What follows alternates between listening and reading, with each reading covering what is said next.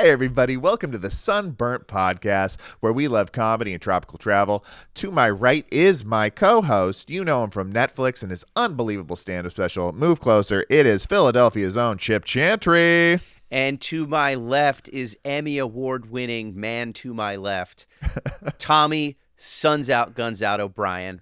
Let's get started. I have a lot more fun as Suns Out, Buns Out, Tommy O'Brien.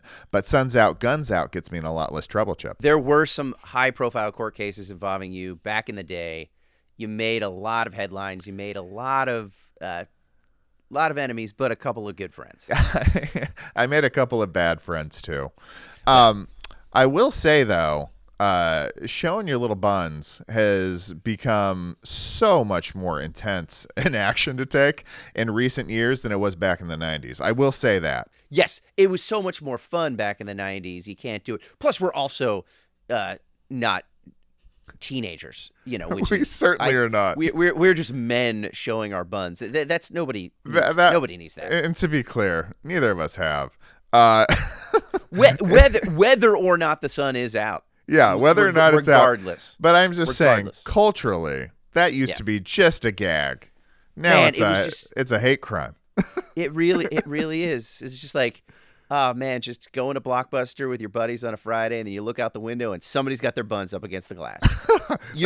You are just waiting for somebody to return a VHS copy of Pulp Fiction, but you just get that ham pressed against the window, and everybody in the place laughs. It's a good old time. It's a good old time. What were we doing back then that was the gag?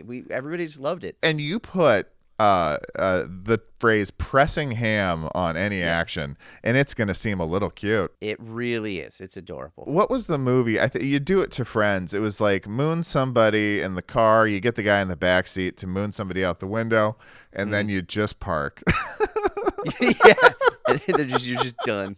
It was from like a popular movie. Was it Dirty Work or something like that? Yeah, it was either Dirty Work or Sense and Sensibility. One of those two.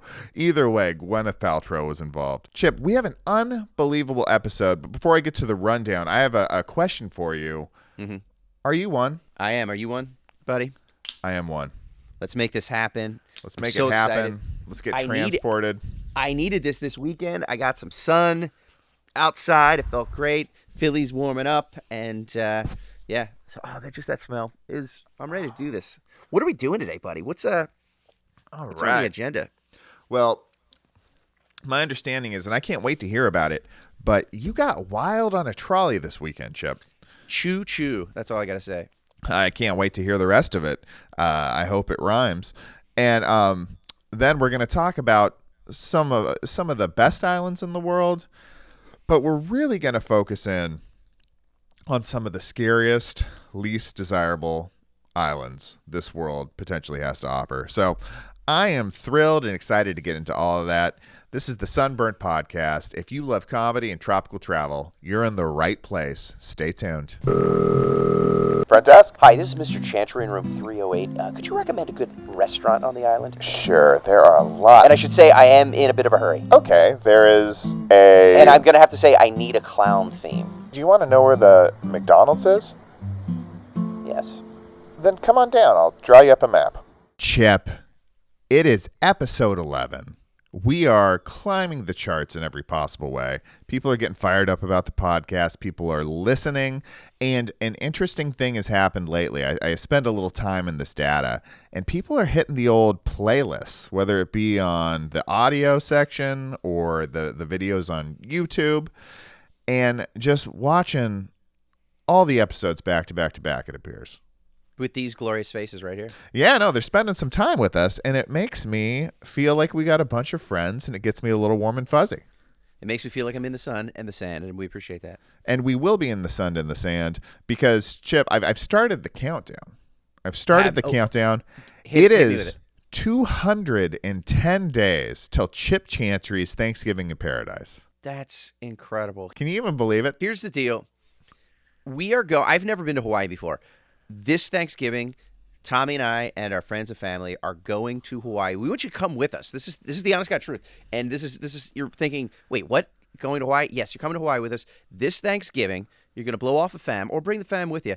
I'm doing 2 shows at the Blue Note Jazz Club. Doing comedy though, not jazz. The night before Thanksgiving, the Wednesday night before Thanksgiving, doing 2 shows in Waikiki. We're spending the week in Hawaii with our Sunburnt friends. We want you to come. I'm getting so excited. I can't believe just over 200 days away. It's coming up, and we're preparing for it in a lot of different ways. We are using it as a motivator to crush some work goals, to crush some fitness goals. I've been doing my push-ups every day. I'm up to 80 a day. Going to get up to that 100 this week, I think. Yep, I love it. And we're really just using this as a positive push. And when we said the podcast is for people who love comedy and tropical travel, we're not joking around. These are 2 things we are absolutely obsessed with. And we're like, what would happen if we put it together? So this is something 10 years in the making. We've been working together for roughly a decade on comedy endeavors. This is the first time we're bringing a tropical flair to it. And I'm so excited. And we're just looking for people like us. We could talk about comedy or warm islands all day, every day. That's largely what we're doing here on the podcast. We're looking for people who are interested in the same thing because we think we'd get along with you. We'd be So buds. if doing something crazy and fun with your friends is appealing to you, and you love tropical travel and comedy, that's what we're doing here. There's no secrets. We have no cards up our sleeves. I have a number of secrets. I have a number of secrets, Thomas. Well, but I think we all know the combo to that adjacent. Yes, podcast adjacent, no secrets. But yeah, that's what's going on. And Chip, what'd you get into this weekend, man? What was your weekend like? So I'm living the bachelor life this week. Oh, right. My wife is she's kind of doing not necessarily tropical per se, but she's living the good life right now. I'm getting some photos. She and her mom are hiking the coast of Italy right now. Unbelievable. They're in I think Cinque is where they started, or they went to Rome. Of course, they flew to Rome, and then they're hiking up the coast. I'm getting these amazing photos of just, I don't know if it's the Mediterranean, the Adriatic. I guess it's just the Mediterranean. I don't know. I don't know geography. But it just looks just incredible. And they're out there. And it's getting me motivated for when we're all going to Hawaii. But so I'm back at home in Philly. But it is kind of nice because it's like, I've been teasing this for the last couple of weeks, but the weather is like really breaking now. Like it's like we're feeling pretty good. Shorts and t-shirt weather a lot of the time. I have a huge tree out in front of that tree in front of my house. It's literally in full bloom right now. Finally doing its job. It took the winter off, and now it's getting back to work, blooming. It's getting through its awkward phase. It's in like 8th grade right now. Like it's got some hormones pumping through it. And it's wearing a Big Johnson t-shirt, right? It's got a variety of Big Johnson t-shirts. Remember Big Johnson was my favorite thing in the world because that came out. I think it was the summer after 8th grade. I was at the Jersey Shore with a couple of friends, and we happened upon a surf shop with Big Johnson t-shirts. And talk about target audience. Yeah. They were made for 14-year-old boys. And it was just, for people who don't remember, it was just a brand of t-shirts that were hilarious, where I think it started out with surfboards, where it was this guy just sort of like a goofy looking dude, but he's always got this weird, creepy grin on his face. Yeah. And he's sitting on his surfboard in the water. But you can't see his bathing suit area. You just see him bobbing in the water with a giant surfboard coming out in a very phallic manner. And then there was always some like slogan, like Big Johnson, and then something about it, big genitals. But then it went to like Big Johnson football, Big Johnson tennis, where he'd have a giant tennis racket, Big Johnson hockey. So like they literally went to like everything, like Big Johnson Dungeons and Dragons. So I don't know where it ended, but it just. Everybody wanted a Big Johnson t-shirt. Man, I mean, did your friends actually get, like, I only saw them on adults. No. It's made for junior hires to be enthralled by, but it takes a special kind of 28-year-old to throw one on and head to the grocery store or wherever you saw him wearing a Big Johnson tee. Also, I can't imagine Big Johnson tennis was welcomed at any of the professional tours or any of the higher end country clubs. You think Wimbledon is dealing with that? No. An all white Big Johnson t-shirt. Just in different shades of off-white. Just the prince wearing a Big Johnson shirt, watching a little Wimbledon from the royal box. I mean, I would. I mean, that was also the time of Andre Agassi. Like he was as Big Johnson adjacent as you could get in the early true. 90s. Wasn't he just cranking H or something or meth or something wild? Yeah, I think it was he. Like, admittedly, years later, he admitted I think it was meth that he was just like going crazy on, and he had just like he had the big crazy long mullet, the hair. He had and it was like pink because like really like this is how straight laced tennis was back then. It was like you wore all white, and he had these crazy. And I was a tennis player, so like we all wanted, all the guys on our tennis team like wanted these again because it was cool in '89. These like hot pink and black tennis high tops. That were just neon and angry and loud, and they were just so cool. But they were they were like $100 back then, which back then was like that was $1 billion. $10,000. Yeah. Oh, can you imagine? You've got the neon Nikes, a Big Johnson t-shirt. You are a billionaire 13-year-old with no rules. Slap bracelets all the way up the arm. Just really slapping it.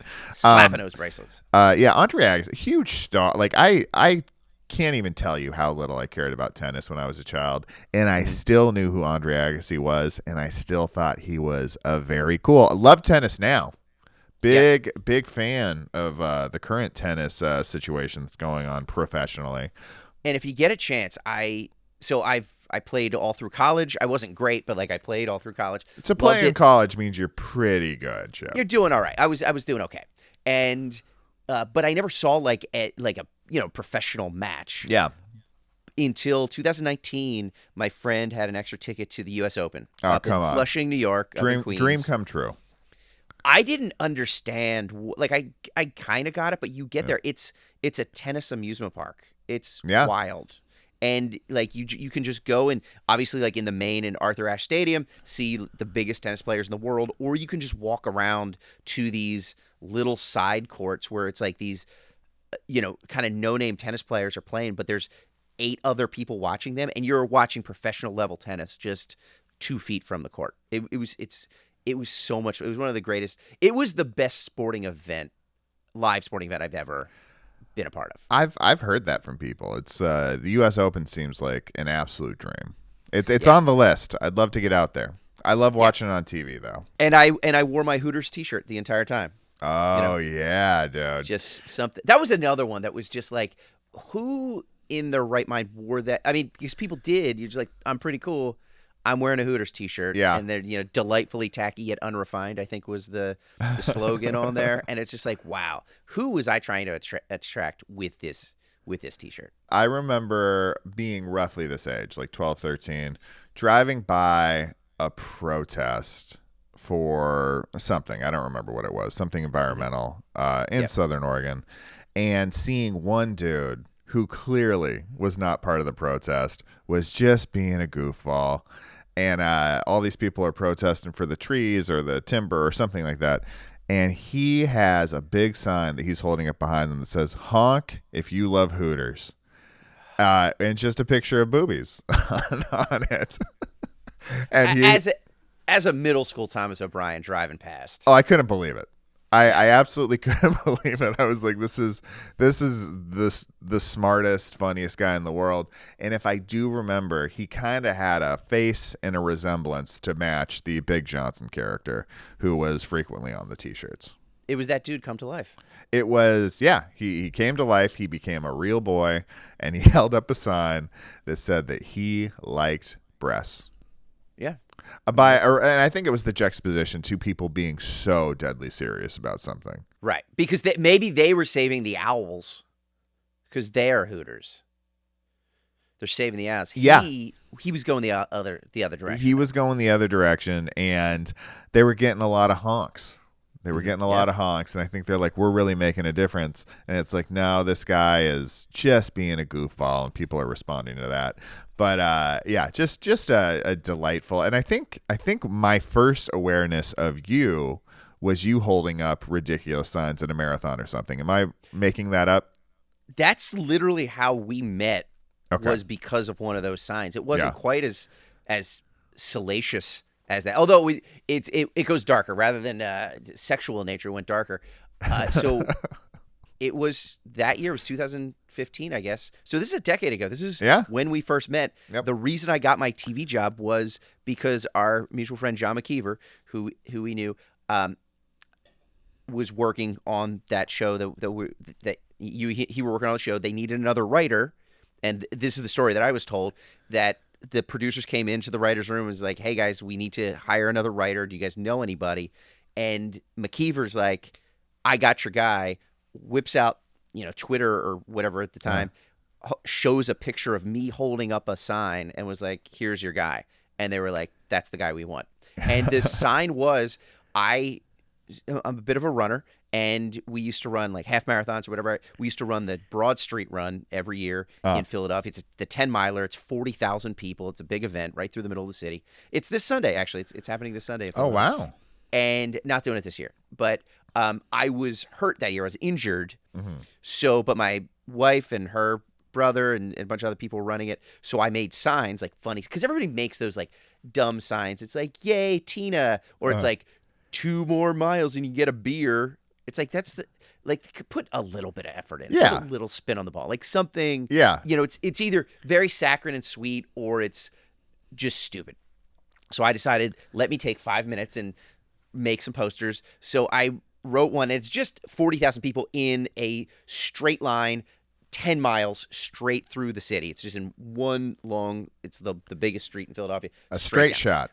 Straight shot. So I had one sign that said, turn around, it's a trap. So that got some laughs. And then the one that got me, I just wrote one that just said, Megan, we had to put down Ginger with a sad face. Uh-huh. Now, nobody knows who Megan is. Nobody knows who Ginger is. They don't exist. I just made it up. But it's always like, yay, Megan, we love you so much or whatever. But I'm basically letting a lady know that we have to put her beloved pet down in sign form as she's running down the street. So I just held up the sign for 40,000 people that just said, Megan, we had to put down Ginger. And the reactions that I got were mixed, to say the least. I can only imagine. Like, some people were just like, that's the funniest thing. Like, guys were just doubling. And I felt bad. We're at like mile 7 of 10, and they're like, I'm making them double over in laughter. And then some people are like on the verge of tears. And I did not crack a smile. I just stood there and held it. Uh-huh. And they really got so it. So then my buddy Alex Dingley, actually, our buddy Alex Dingley was there with me, took a picture of it. Then we posted it on Twitter and Facebook and all that. And it just kind of made the rounds, and it made like Philadelphia always does like a list of like the funniest signs at this run this year or whatever. And like that made that list. And so McKeever loved it. McKeever had retweeted it. And then just maybe like, I don't know, 2-3 months later, you guys were at the NBC studio writing a show. And you're like, we need a writer. And he's like, boom, instead of like a writing packet or like, here are all his credits, he's like, he made this sign and held it up. And they were just like, that's who we want. You didn't have to do a writing packet? No, I did. Then they were like, that explains the success of this show. Podcast over. Podcast over. They just got that. No. Then they were like, that's the guy we want. Get him in. So I sent in a writing packet, and I'm assuming they like that. And then I met with our 2 producers, and a week later, my life had changed. I stopped teaching and was up in Connecticut, up in Stamford, the great studios in Stamford, Connecticut, writing for that show for NBC with you guys. And it was like my favorite of the time. It was my favorite job ever. Besides working at a video store, buns against the glass notwithstanding. I was never the buns guy, but I did work at a video store. That's probably my favorite job of all time. After that, it was that job where I met McKeever was there. That's where I met you. That's where I met Nick and Joe and a bunch of great people. Our buddy Paul Stark. And had a great time. And then I think, honestly, my only other job that I like more than that was when you poached me out to Los Angeles to work in the Comedy Garage for that year, which was the best because it was that plus so much fun making jokes about animals and being in beautiful downtown Burbank. Yeah, downtown Burbank is what draws people in. But yeah, no, it was a whole year by the sea, Chip. We had fun in sunny LA, which is spectacular. And I am excited to get back in the sun with you at Chip Chantry's Thanksgiving in Paradise this year. I can't wait. Bringing it all back home. Something hit me this weekend, and I just looked at my wife, and I was it a truck? No, but boy, would I love to go head to head with a trucking company in a legal battle. But you said something not non-truck withstanding. You said something hit you this weekend. Something hit me this weekend. I think it was just, I had a little birthday this weekend, Chip. That's right. I had the big 1-9. The big Happy 1-9, finally legal. And it just gets you thinking. And it really is what got me to figure out we're 210 days away today, the day this podcast comes out. And I don't know. I had a moment where I was like, no, we're going to be there. We're going to be there. We're going to be right in Waikiki. We're going to be floating in the ocean. We're going to be hanging out on the beach. And then we're going to go do an amazing show at an amazing venue, the Blue Note right there in Waikiki. If this is your first time tuning in, we appreciate it. And we really do mean this. Again, we want you guys, if you're feeling this vibe and you're thinking, all right, I got about 6 months or so, I'm not going to Hawaii this year. Yes, you can. Why can't you? Do this. It's going to be great. Focus on some things. We are prepping. I'm getting in shape. I'm writing this new hour. I have these goals set, and we're gonna go and then celebrate with everybody in Hawaii this Thanksgiving. Why the H not? Sorry for the harsh language. Yes, we really do apologize, especially when we're talking about something so positive that Chip would go so blue. To our sponsors. But no, it's really something I'm just honestly excited about. There's no spin on it. There's no anything. I just caught myself daydreaming about this thing we're actually doing. Yeah. And I could see it. I could feel it. And I looked at my wife and I was like, we're going to Hawaii soon. Mm-hmm. And she was like, yeah, it's coming up. It's coming up. What if we got people there? We get them. They're in Hawaii. They're in Waikiki. It's beautiful. The sand. We're having a couple drinks. Then it's time for the show. Yeah. And we get there. And in lieu of a straightforward stand-up comedy show, it's just the two of us selling timeshares. Oh, my gosh. Just giving an all-out presentation, multimedia presentation about the glory of having your own timeshare in. It's not even in Hawaii. We brought people to Hawaii, but it's literally in Fort Lauderdale. We're talking fractional ownership in Fort Lauderdale, a city where you can walk around with open containers, if I remember correctly. Yeah. A city where people come for spring break. It's your chance to own a piece of mind.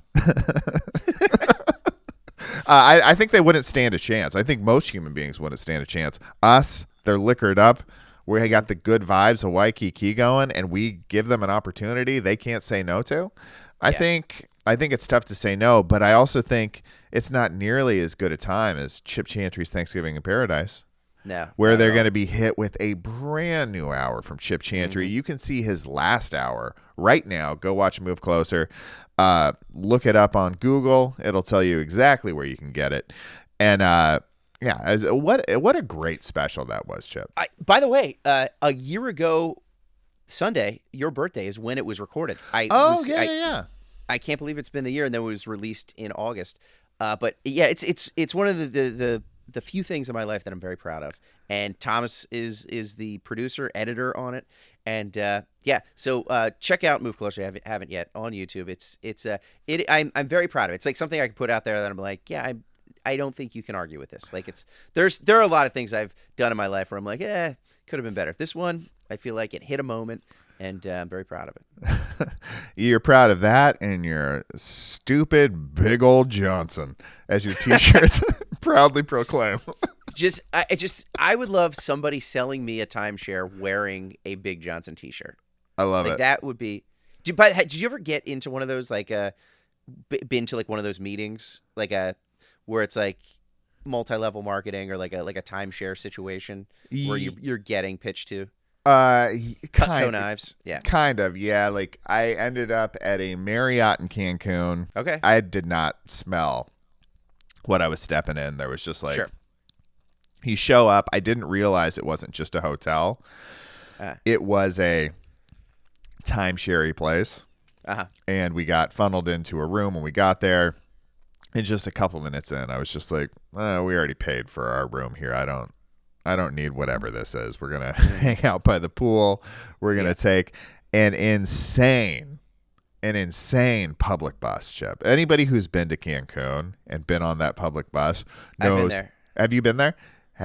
Do you remember the public transportation? It's like you give them the equivalent of 2 cents and you get on, and it is legitimately the Hispanic version of Otto from The Simpsons. Just zooming, skipping, stops. I remember one night we got done in like the club area. There's like this club lagoon area that has a bunch of restaurants back to back to back.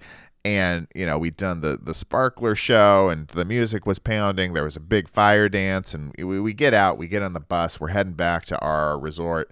And there is just I'm guessing 14-year-old dude driving the bus with a girl sitting on his lap. This is not an exaggeration. He's got the big old bus steering wheel, a woman sitting on his lap in a bathing suit. In a bathing suit. At night. And I was just like, yeah, and believe it or not the smoothest ride. I can't promise everybody was sober, but it's something I'll never forget. It was just me and she was my girlfriend then, now wife. Just looked at each other and I was like, I guess we're getting on this bus. Here's 4 cents. Let's go. And bing, bang, boom. Next thing you know, we're back at the resort, safe and sound. But I just remember the shock of like, this bus driver has a person sitting on his lap in a bathing suit. That's got to be the cushest bus driver job in the world. You know, it's got to be the best. I'm willing to bet not union. No, down at Cancun, I believe they're union busters. He was wearing an official Big Johnson T-shirt, though, I believe. I mean, I think that was a perk of the job. He's like, I'd like to be paid X amount an hour, and then let's talk about the perks, wardrobe wise. Grande Hansen.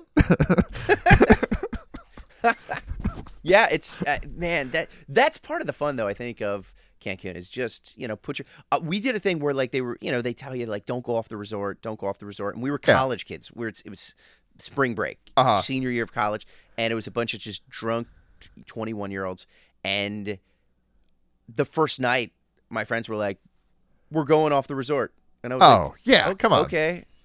So we get on that bus and we go downtown, and then it's like there's like left-hand turns or whatever, and we're just the most targeted group of children basically walking through, and we wanted something to eat, and some guy was like, "Do you guys want dinner? You want dinner? You want food, and, you know, drinks and beers?" And we're like, "Yeah." And he's like, "Come with me." So we start following him. We just start following a man through the streets of Cancun, and like it's more and more back streets as we're going, and like, this sounds bad, Chip. This sounds like a bad idea. I'm not quite as inebriated as everybody else at this point of the night. But so I'm like, I don't know if this is right. And then he's like, literally brings us down an alley. And he's like, not good. Dinner in here. And it's night. It's 9:00 at night, whatever. But we still follow him. There's like 8 of us. And then he's like, in here. And it's a tiny little door into a tiny little building that's dark. Wow. And we go in. Yep. That's what you do when you're young. Sure. And we walk through this little, like, dark corridor, and then he opens up another door to go into the back alley, like the backyard. Oh, my God. And we're like, okay. And he opens it up, and there's these lights everywhere, like strings of lights, beautiful white lights. Yeah. In the most beautiful little courtyard restaurant that I've ever been a part of. And I still had to this day, it's one of the greatest meals I ever had. It was just shrimp and scallops and rice in this sort of like white wine sauce. And we had like 2 or 3 beers each. And I think it was like $8 total for my meal. And it was one of the greatest meals. It's the exact opposite of the movie Hostel. Like it's the exact opposite of what happened there. We should have been hosteled. There's no reason we should not have been hosteled. And we just got a delicious meal. and a couple of beers for very cheap and a wonderful evening. And I know what gave you the courage to go down that path, to walk through that door.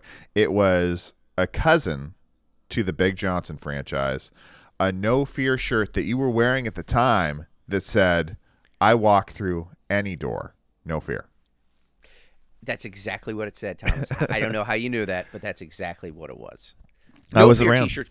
That was the more hardcore Big Johnson. Like, No Fear was like, I don't really have a sense of humor, but I do have triceps. Like, that's kind of what No Fear was. Yeah, I remember my buddy one. It was like, it was an ice hockey one, and it was like sudden death overtime. It's 3-3. There's a minute left. Pull the goalie. No fear. Like, I was just like, you're like, yeah, that's the coolest thing in the world. Yeah, I mean, you could wear that around though. Like, you could wear that to school potentially. The No Fear one I remember, and I had it was second place is the first loser. No fear. Yeah. I remember that one. I remember the one you're talking about. There was a lot of scenario building in those No Fear It was shirts. like, it would just give, the count, the count's full, the bottom of the ninth, like that, just very, and it's just like, it's just like dads giving it to their sons because they want them to go pro. Like, and it's just like, here it is. It's not the fun of Big Johnson. It was more badass than that.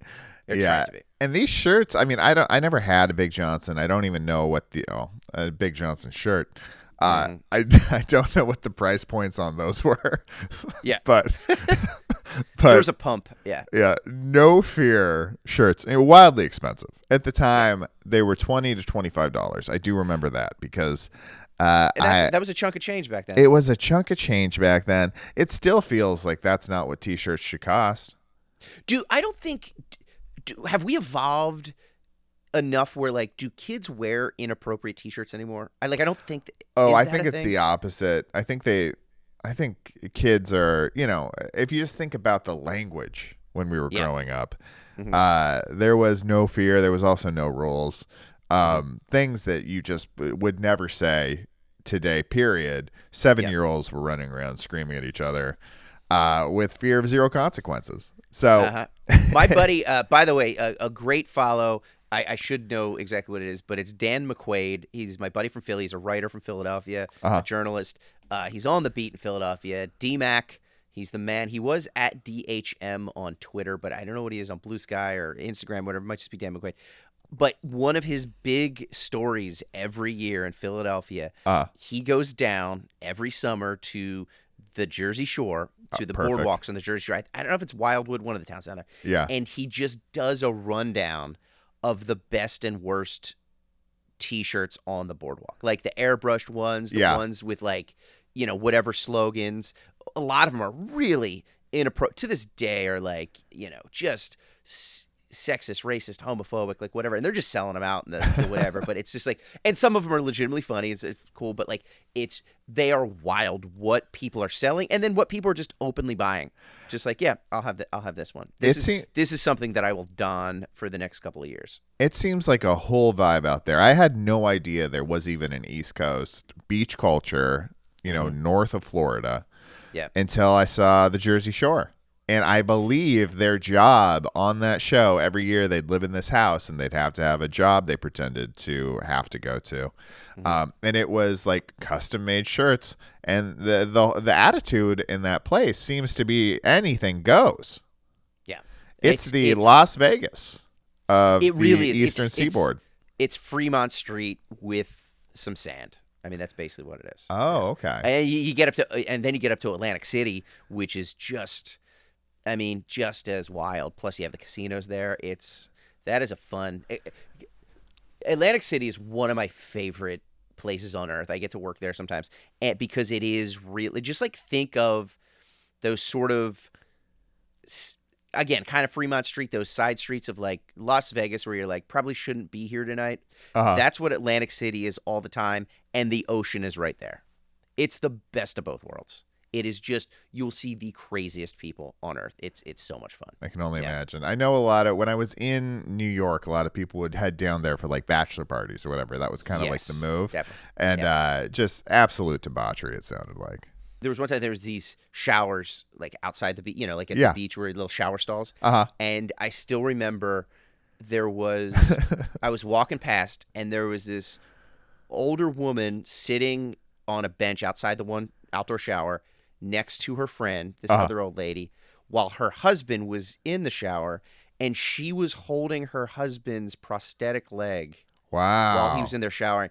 And as I'm walking past and watching this, and she just turned to her friend and said, "This is the best vacation ever."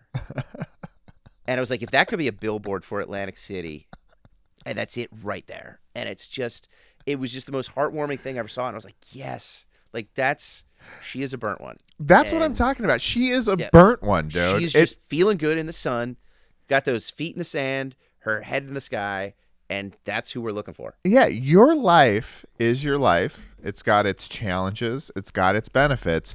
I believe Bon Jovi said all of those things. Yes. But when you're in someplace special, it elevates it a little bit, and you feel that elevation. No matter whether you're riding high, you're Bill Gates, whatever, there's a reason all those billionaires buy spots in very nice tropical places. Mm-hmm. It's because no matter what you got going on, you can elevate it a little bit for a short time by jumping somewhere else. That's actually a tremendously inspirational story to me, Chip. I love that. And and it's that thing too of like we go to the Jersey Shore, we go to Ocean City a lot with our family, and it's that thing. My wife and I get up super early in the morning. Yeah. We get our bikes or we go for a run and we go on the boardwalk when there's like barely anybody there. Yeah. It's so much fun, and it's just a beautiful thing, and it does elevate you there. Yes, I agree with that 100%. But it's that week or two or even a couple weeks leading up to it that I'm in just a better mood. And like this right now with like Hawaii, I don't want to say looming ahead because that sounds dastardly. It's exciting. It's on the horizon. It's like we have 210 days of like that excitement is already building in me. Yeah, no, we're really putting an effort on maximizing that, maybe to a silly degree.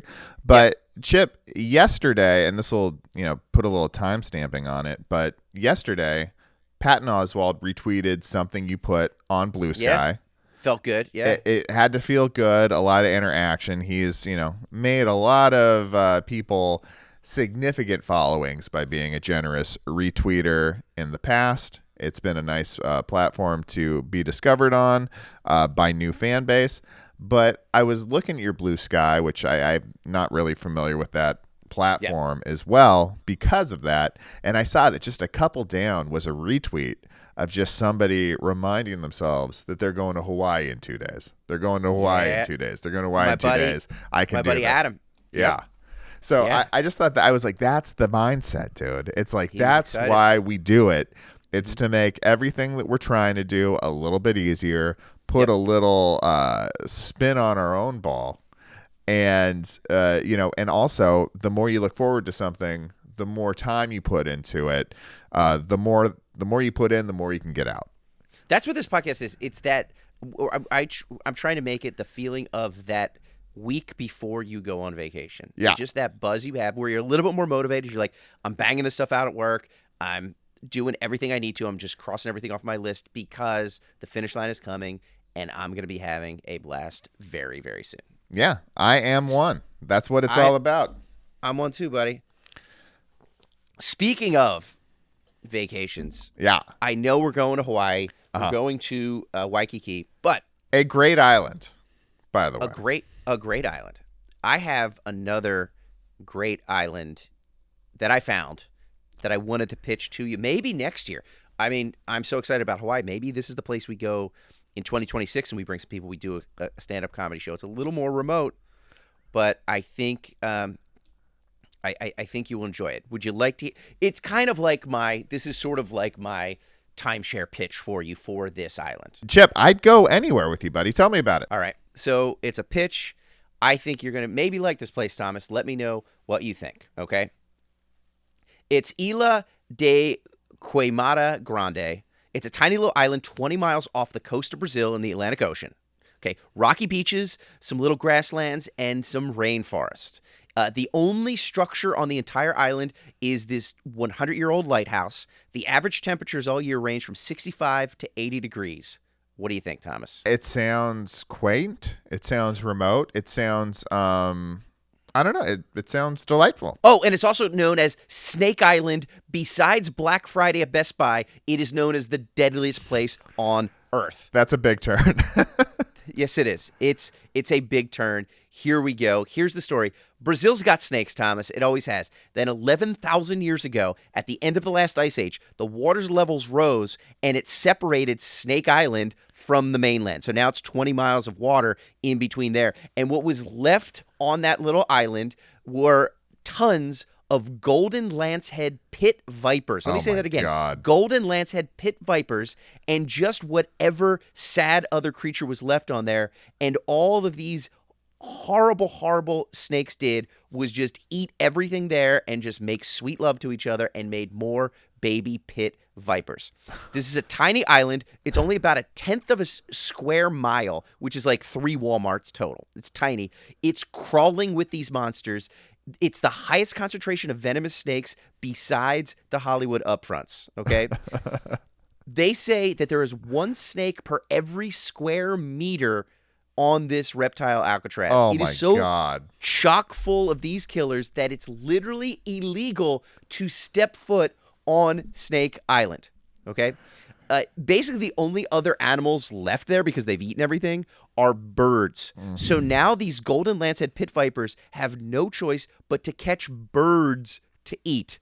Thomas, do you know how hard it is to catch a bird when you don't have a giant net or arms? Sounds impossible. Right. So these freaks have evolved to become longer, faster, and deadlier. The golden lancehead pit viper is 5 times, count it, 5 times more venomous than their relatives on the mainland. They're fast, they're deadly, and they speak Portuguese, Thomas. These are skilled reptiles. Here's how dangerous these snakes are. If you get bitten by one of these meter-long death sausages, this venom will literally melt through your flesh, and then you will have, at most, top ceiling 6 hours to get off the island, to get 20 miles across the ocean back to Brazil's mainland to find a doctor who can understand someone who only speaks English and crying and try to save your life. Now, back in 1909, a little lighthouse was built just to keep people off of Snake Island. But about 10 years later, it was abandoned because living in a lighthouse on Snake Island is nightmare fuel. It's scarier than living in Nashville during bachelorette party season. Snake Island, Thomas, it's a place so deadly, it's illegal to step foot on unless you are a select few researchers, members of the Brazilian Navy, or Johnny Knoxville. Chip, that is a horrifying island. That's pure nightmare stuff. And I can't believe it exists, dude. A snake per every meter. And it's a tiny little place. And it looks beautiful. It looks like Gilligan's Island. You're like, oh my God, I want to stop there. And you're legally not allowed to. That's how dangerous this place is. And it just looks so just amazing. And I was watching videos about it. What these awful snakes do. So they've gotten a little bit longer. They're only about 1 meter long. So they're not giant snakes, but they're fast, they're strong. They're 1 meter long, and there's one of them every square meter. This is awful, Chip. Yeah, this is terrible. What they do to these poor birds is they'll get up in the tree, and then they'll just wiggle their little tail to make it look like a grub worm, so that the bird goes after it, and then they get the bird. Here's the best part. This is my favorite part, though, I think. The birds on the island, the local birds, they're wise. They know. They're like, oh, yeah, we're not falling for that. Yeah. And they generally don't get eaten by these snakes. So the snakes, there's a couple of insects and a couple of little things that they'll try to get. But they only really are able to eat the migrant birds that come in. So literally, they're just preying on the tourists. They're just the birds that fly in on vacation, and they're just like, we don't know any better. We are just walking through the back streets of Cancun. Why not? Yeah. And with a target on our back. So they know that, here comes a rube from the mainland. Right. He's on vacation. He doesn't know any better. Boom. Pickpocketing him, but taking his soul instead. Yeah. It's just, I think it's amazing. How have I never heard of this before, dude? This is unbelievable. Well, it's not on a lot of tourist. There's not a lot of pamphlets or brochures. Yeah, I can imagine. And again, like the Brazilian Navy says, like keeps people away from it because it's so. Now here's The a wild Brazilian part, Navy, that's got to be a fun bunch. Can you imagine the Brazilian Navy? Like I mean, I can picture sailors. By the way, when I was a kid, my mom watched a lot of musicals, like a lot of like old Roger and Hammerstein, like kind of South Pacific and stuff. Yeah, like that. shorthand for you watched a lot of musicals growing up. I watched a lot. I did. I watched a lot of musicals growing up. It was just my understanding as a child. I just thought that all sailors knew how to tap dance. Oh yeah, I just thought that was the thing that you did. I was like, oh, when you go into the Navy, they teach you how to swab the deck. They teach you basic nautical skills, and then it's about 8 hours of tap dancing lessons every day. Rogers and Hammerstein, tap dancing sailors. You're talking about South Pacific, Chip. That's exactly what I'm talking about, man. Just watch that man right out of my hair. So okay, but back to this deadly island. So there years ago there was estimates that there was 430,000 snakes on this. And again, it is 100 acres. That's all it is. And 100 acres, like this is not like, by the way, it's not 100-acre woods with Winnie the Pooh. This is 100-acre woods with deadly snakes every meter. Yeah, so, everybody that's on there is basically an Eeyore. Right. It's not even a square. It's like a tenth of a square mile. It's a small little island full of these deadly Eeyore tails. Oh my goodness. And so at one point they thought there was almost 500,000 snakes on this island. Like it was like 430,000. Yeah. Now they think it's a lot lower for a couple reasons because they think maybe they overestimated it. Plus, we're going to get into something. But now there's only a couple thousand snakes. They think it's about anywhere from like 2,000 to 4,000 snakes. But still, for like a tiny, like 1/10, it's like 3 Walmarts put together. Like to have 4,000 snakes in 3 Walmarts just slithering around, like that's still a ton. It's too many snakes. But like, can you imagine the guy whose like only job was to like count snakes on the island, and he's like, oh, do you mean the guy or the guys? Because they just have to get a new one every 2 days.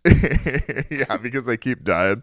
But it's just like, yeah, maybe there was like 20 guys out there. They all counted the same snakes. But like to be off by that much.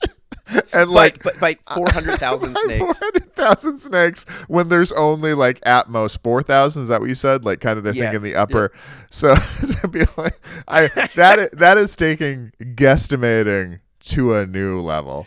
In that guy's defense, I'm gonna guesstimate a little bit more rather than getting into the nitty gritty of it and pointing to every single one and counting them. And show of hands. Well, he's just like, nobody else is going to come out here. I don't know, 400,000. Yeah, sure. Yeah, 400,000, whatever. Like 400,000. Yeah, he's back on the boat. I used an algorithm, and don't mind all the empty rum bottles by my counting station. Yeah, I'm getting back on the boat and untucking my pant legs from my socks. See you later, Snake Island. Let's just say 500,000. Oh my goodness. So, now here's the sad part. It is crazy. So the golden lancehead pit vipers is actually considered, the animal is actually considered critically endangered. Yeah. Because they basically only exist on this island and they're dwindling in numbers for a couple of reasons. So first of all, there's not the resources out there because literally over the years they have eaten everything on the island besides the birds. They're also, this is awful, they're also inbred, which makes it even scarier. Yeah. I didn't even mention this in my pitch, but can you imagine saying, hey, Thomas, do you want to come to an island with me? No, there's no people. There's no dancing. There's no bars. It's just chock full of inbred deadly snakes. Now, and that's what the horror movie is going to be called. The Snakes Have Eyes. Yes, an extra one on each head. Oh, speaking of their eyes on their head, do you know how they catch the birds? They have heat detectors on their heads. This is too much, Chip. So it's just like they're just like Predator, literally like Predator, like they see, like they see it. Oh my god! But now here's the thing: they are critically endangered. A, because they're inbred, they don't have enough to eat. Plus, even though it's illegal, people are sneaking on the island and taking these snakes for a couple of reasons. Now, first of all, you have these crazy exotic pet dealers that like, do you want the most venomous snake on the world? Some idiot's like, yeah. They will pay anywhere from $10,000 to $30,000 for one snake. So if you catch one snake and you don't get murdered by it, you can make up to $30,000. So there's that. Yeah, that's a hefty price tag. And then there are pharmaceutical benefits to their crazy venom that literally they use the venom. I don't know how science works, Thomas. Yeah. But they make it into. There's some cancer medications that they're putting it in, and high blood pressure medications that they're putting it in. Wow. That this venom, and again, it's like super rare, so it comes with a hefty price. So people will go on this island, they'll sneak on and try to steal these snakes, and so so that's why they are dwindling in numbers. But and by the way, you do have to see, Thomas, this lighthouse. It is the coolest, quaintest old lighthouse. Is built in 1909. Okay, and then there's apparently remnants of like the lighthouse keeper's house, like off the side. It's basically just broken down. But it is the coolest, cutest, like old lighthouse. But is just imagine being up in that lighthouse. It's not super tall, but just knowing that there could be snakes climbing up the stairs or up the side of the walls, and you're just stuck in a lighthouse, letting everybody else know that like flashing lights don't come here, and you're just stuck up in a lighthouse. Yeah, no, I can see why it's tough to staff. And I just don't like thinking about snakes, period, but them climbing stairs, it gives me a special form of heebie-jeebies. I do not like it, Chip. It's the reverse the reverse slinky is what it is. It's just Neo bom dia. Not a good day in Portuguese. It's pretty good, Ty. Wow, I'm very impressed. Duolingo for a solid 2 weeks before I went to Portugal, 50,000 years ago. I learned nothing useful. Bom dia, good day. And then like just farm animals. Like that's what Duolingo takes you down the path of. There's like, no, where's the bathroom? No, this. It's like frongo. That's a chicken. Okay. Hey, there's a frongo. Un beefy. That's a steak. Yep. It's just like foods and animal names. That's all I got to. That's all you can do. Like you can say small sentences like, "Pardon me, sir, where can I purchase a Big Johnson t-shirt?" Yeah, like yeah. You can use the hands. Johnson, big. Yeah. We're going big. So Snake Island, Thomas. Snake Island or nay? Yay or nay? That's a big old nay for me. No. God, it's tough. It's tough because I never want to say no to an experience, but I just can't imagine the benefits of being on an island with that many deadly snakes, Chip. It really does not sit well with who I am as a person, who I want to be, and definitely who I want to be on vacation. I'm all for like, you know me. We worked on a show that was all about animals. I love animals. As do I. Snakes freak me out. Do not like it. Yeah, they're shifty. They're shifty. I don't like it. Yeah. Speaking of things you don't like. Okay. We took a little time separately. Yep. Over the last couple days. This Snake Island, by the way, there's a number of Snake Islands around the world too, that they call it that for a variety of reasons, but this is like the main one, the deadliest one. There's multiple Snake Islands. Oh my God. You and I made a deal where we decided to come up with the least attractive island names for each other. Like, if you had to pick an island, be like, hey, Chip, do you want to come on vacation with me? I'm going to XYZ Island.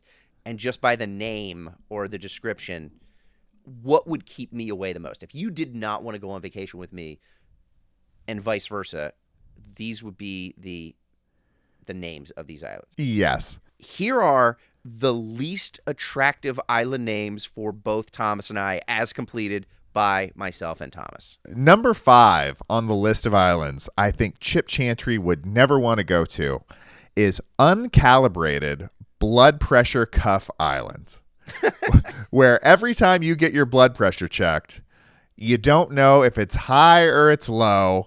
The only time you know you're getting an accurate reading is when it says your blood pressure is perfect, and that means it's definitely not. That one, it does sound terrible. I would never want to go there at all. In that same vein, we're both hypochondriacs. Yep. Here is an island that Thomas O'Brien would hate, I would assume. WebMD Island.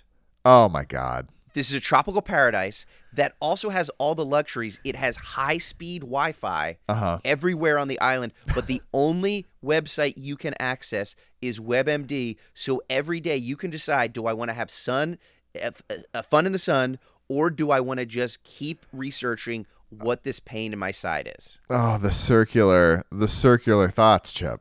Yeah, just awful. Just looping your brain or that island. That would be horrifying for me. Number 4 for Chip Chantry, Purebred Island.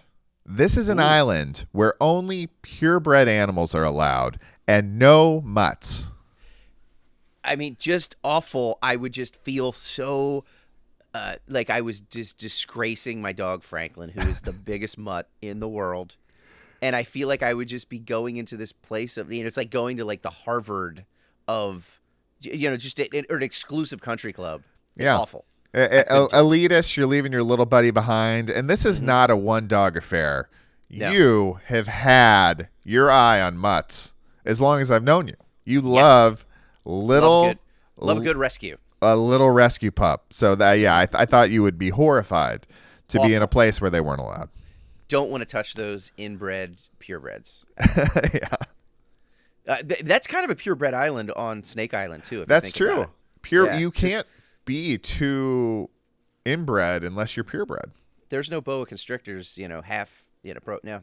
I got one for you, okay. Thomas. This one is a bit of a what's the word I'm looking for? It's a bit of a exotic name, which I thought. Oh, okay. This is Zhujiao. Okay. Oh no. Yes. Zhujiao.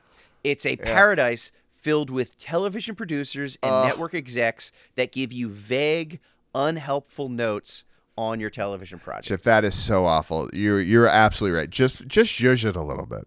Could we zhuzh it a little bit?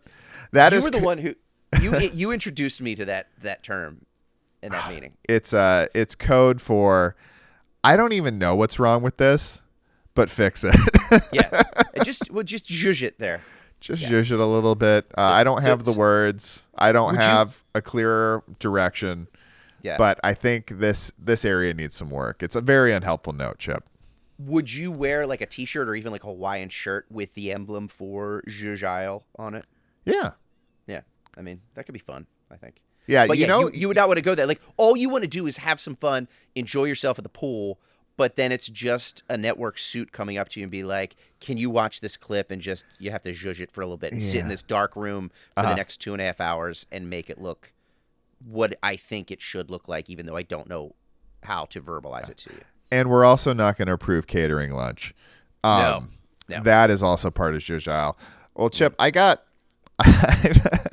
another one that I think would just be devastating for you, buddy.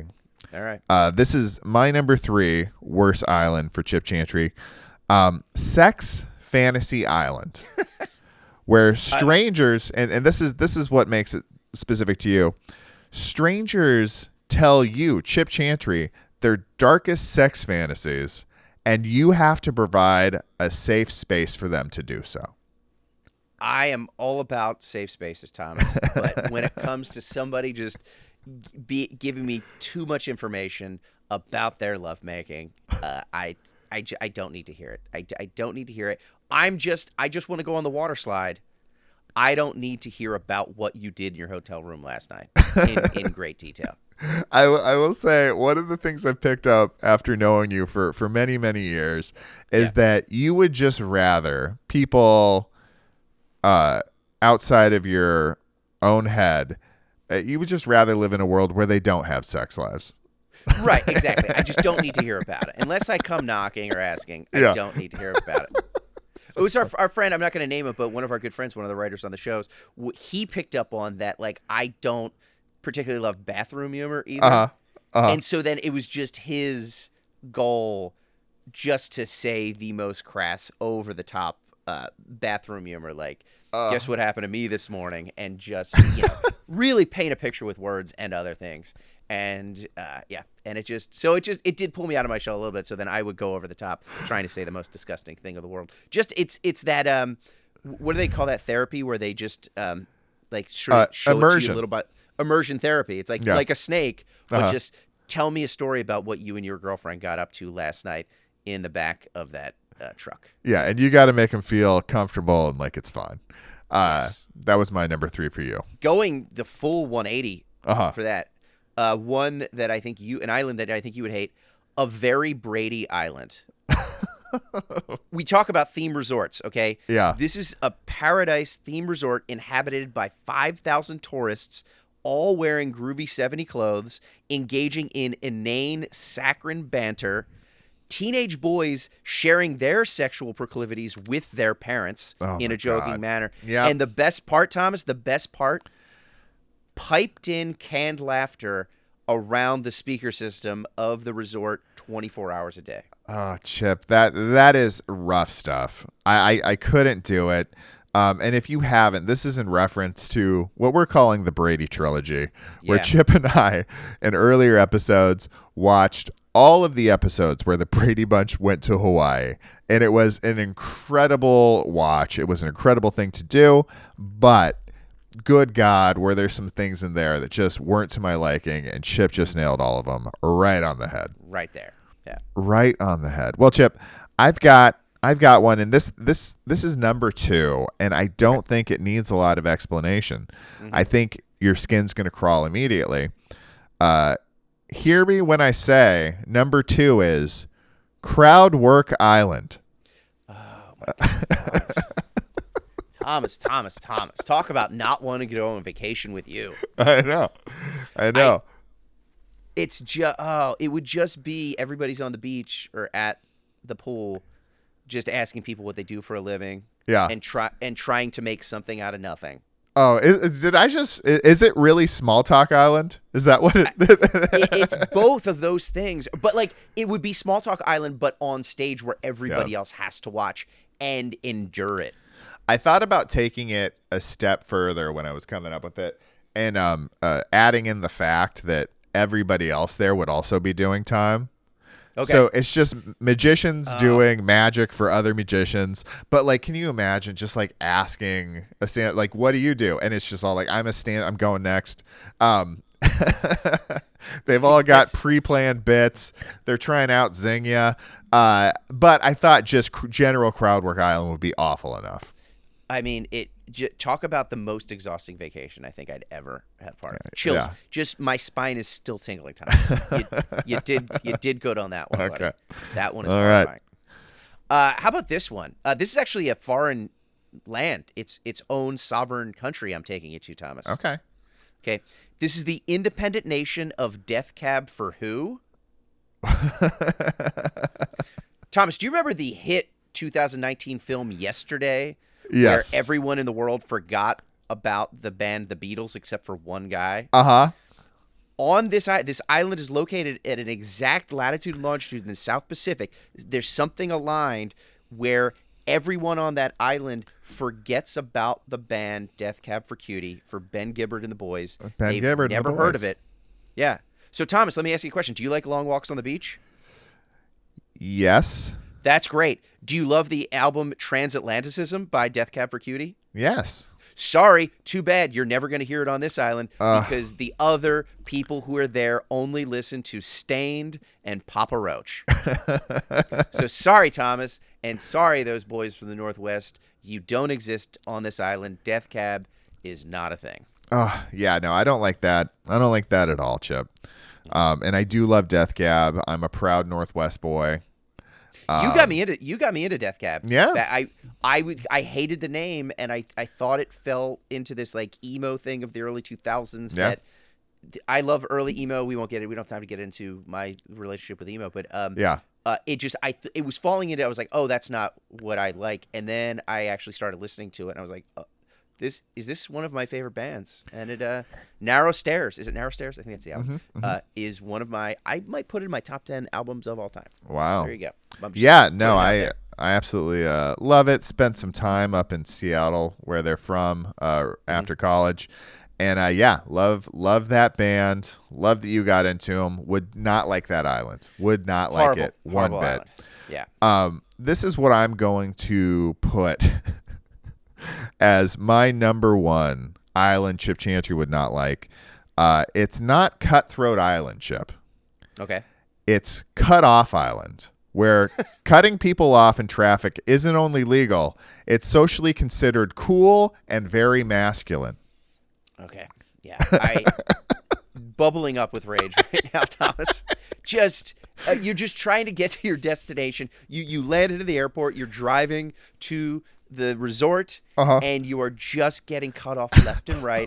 My road rage is spiking. I would need that uncalibrated blood pressure detector just to make sure I'm still alive, because I probably have like 3 strokes between now and getting to the resort. Just the road rage in myself is something that when I'm in Hawaii, I hope just bubbles down. I don't even drive that much anymore living in the city. But man, I get road rage sometimes when I'm walking. Yeah. Like, that's how bad it is. I'm not even involved in traffic, but I'm just there. A light turns green. I'm walking down the sidewalk, and I just see, and I'm just like, go! Like, you're holding everybody else up. Just, Thomas, you just made my worst vacation nightmares come true. Early in our working relationship, you used to have some material when you were doing stand-up about kind of being not confrontational and being a little stand-back-ish, and something about it didn't really line up with like the person I knew. And then I saw you get behind the wheel of a Prius, and I was just like, this is a man who is full of confrontation. Yeah, I have rage in my heart. I keep it pushed down, but then you get me behind the wheel, and it just pops. It just pops up. I get it, Thomas. Man, you nailed that. You nailed that. All right, Thomas. Here's my number 1 for you. Okay. This one, I think, at first you're like, oh, he doesn't know me at all. I would love this. Yeah. But then it sinks in for a second. And you're like, this is bad. Gotta wait for it. Okay. It's a Vegas-themed island. Okay. But the official name is the 6th Day in Vegas Island.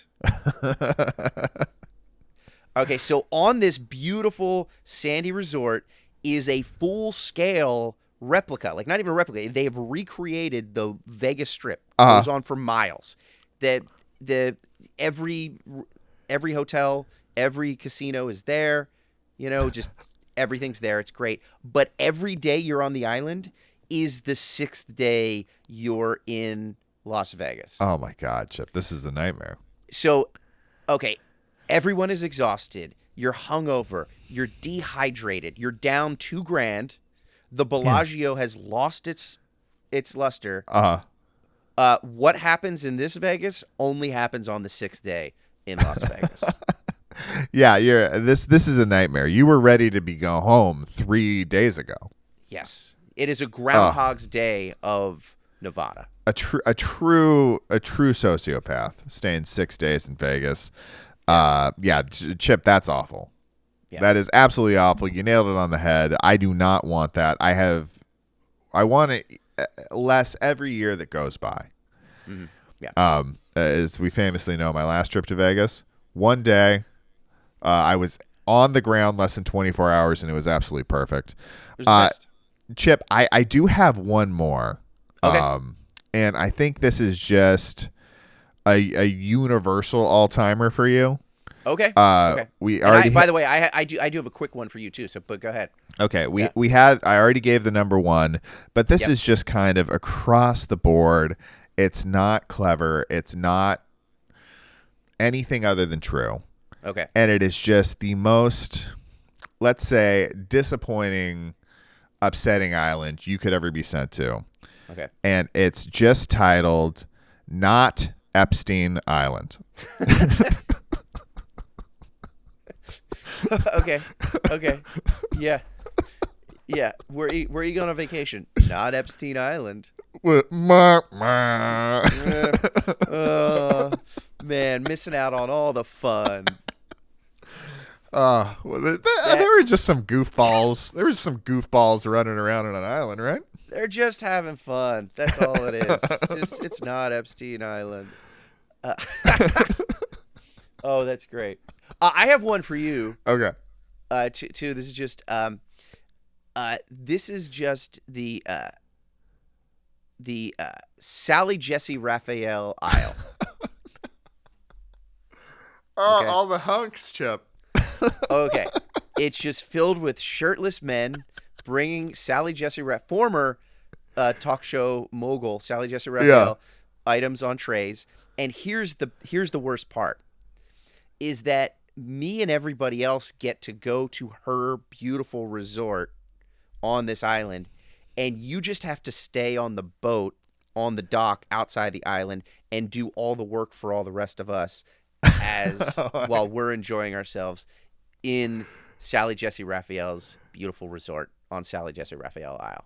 I do remember this is in reference to something that really happened. Chip and a bunch of the other writers went to Sally Jesse Raphael's house, where in upstate New York. Upstate New York, where you guys shot some bits with her.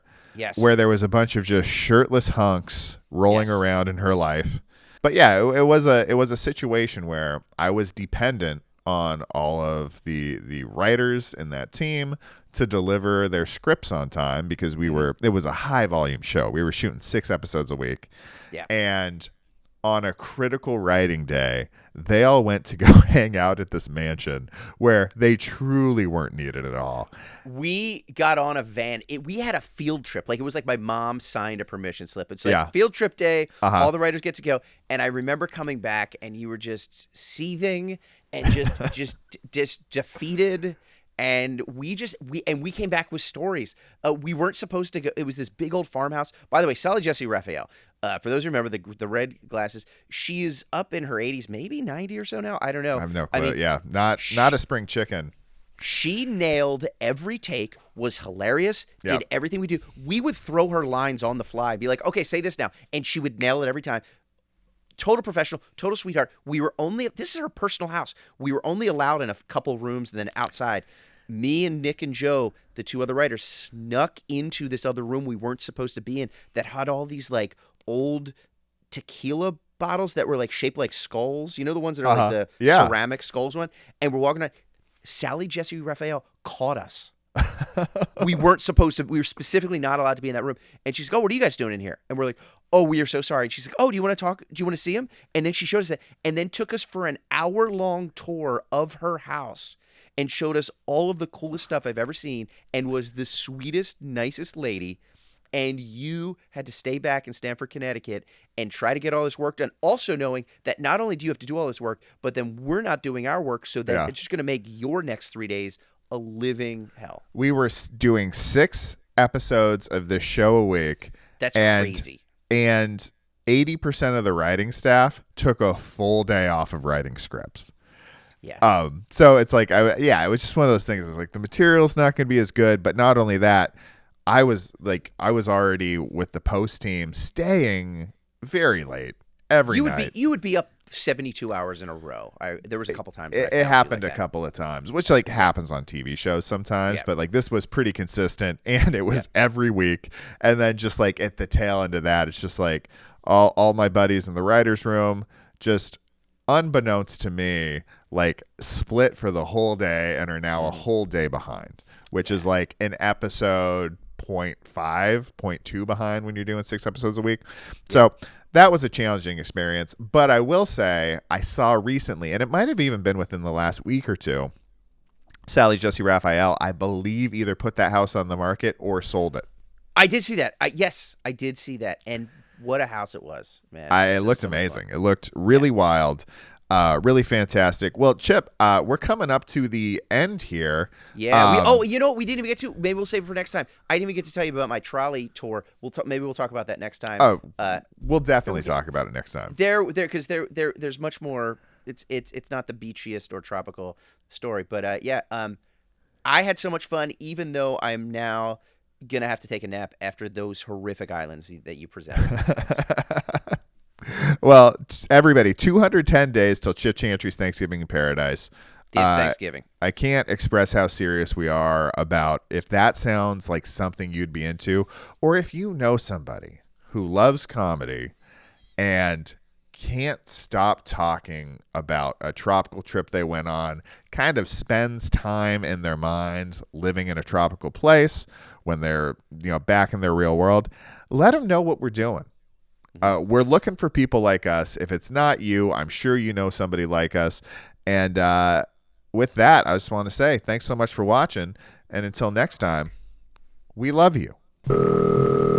Front desk? Hi, this is Mr. Chantry in room 308. Could you recommend a good restaurant on the island? Sure, there are a lot. I am in a bit of a hurry. There's a great... And maybe with a bunch of sandwiches and some chicken options. There is a... And I'm going to have to say I need a clown theme. Do you want to know where the McDonald's is?